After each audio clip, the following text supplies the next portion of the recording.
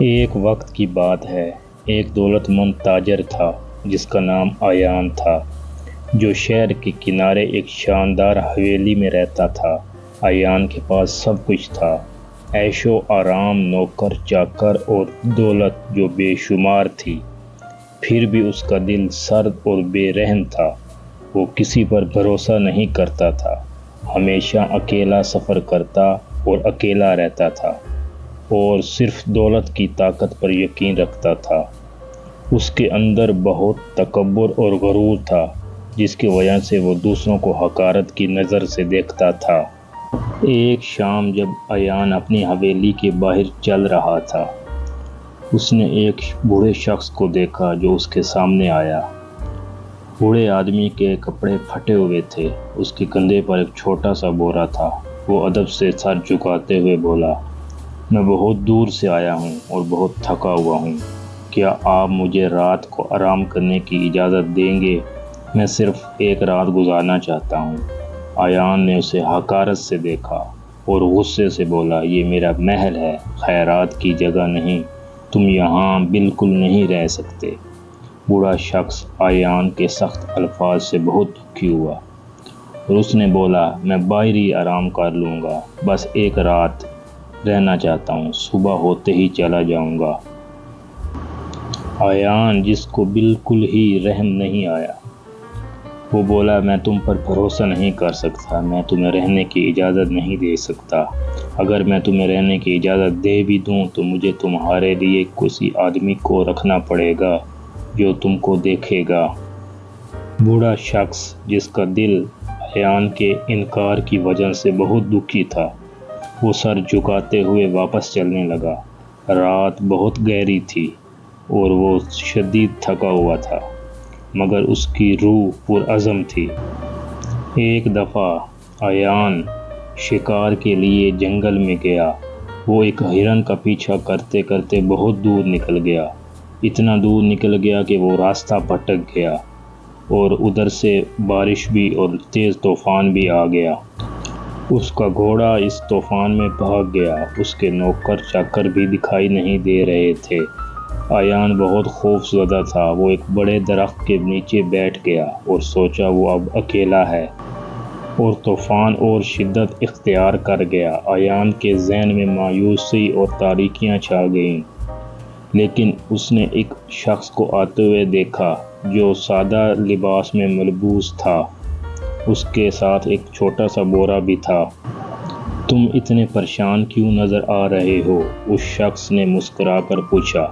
تم گمشدہ اور خوف زدہ لگ رہے ہو، کیا میں تمہاری مدد کر سکتا ہوں؟ آیان، جو بہت تھکا ہوا تھا، اس نے اس کو جواب دیا، میں جنگل میں گم ہو گیا ہوں، مجھے نہیں پتا میں اب کہاں ہوں۔ وہ شخص مسکرا کر بولا، فکر نہ کرو، مجھے یہ جنگل اچھی طرح معلوم ہے، میرے ساتھ آؤ، میں تمہیں یہاں سے نکال لوں گا۔ دونوں اس گھنے جنگل میں چلنے لگے۔ طوفان کی شدت کے باوجود وہ شخص آیان کو محفوظ طریقے سے ایک چھوٹے سے اور سادہ گھر تک لے آیا۔ وہ شخص آیان سے ملا اور اپنا تعارف کراتے ہوئے کہا، میرا نام راجان ہے اور میں اپنے والد کے ساتھ یہاں رہتا ہوں۔ راجان نے آیان کو کھانا پیش کیا۔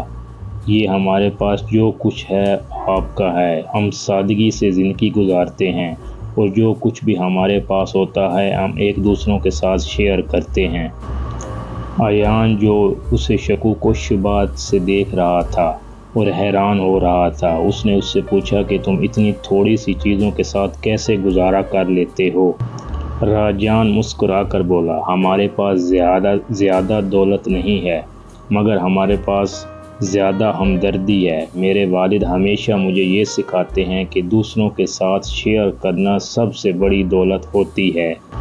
آیان ان کے الفاظ سے بہت متاثر ہوا اور اس نے شکریہ ادا کیا اور کھانا قبول کیا، اور پھر پوچھا، میرے گھوڑے کا کیا ہوگا؟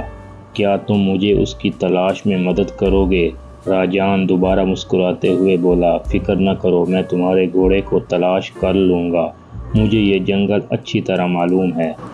اگلے دن راجان جنگل میں دوبارہ نکلا۔ اور گھنٹوں کی تلاش کے بعد ایان کا گھوڑا ڈھونڈ نکالا۔ وہ گھوڑے کو صحیح سلامت لے آیا۔ ایان گھوڑے کو دیکھ کے بہت خوش ہوا اور اس نے پوچھا تم نے اسے کیسے ڈھونڈ نکالا؟ راجان نے جواب دیا جنگل بہت خطرناک ہے مگر مجھے معلوم تھا کہاں دیکھنا ہے۔ میں اس سارے جنگل کو اچھی طرح جانتا ہوں۔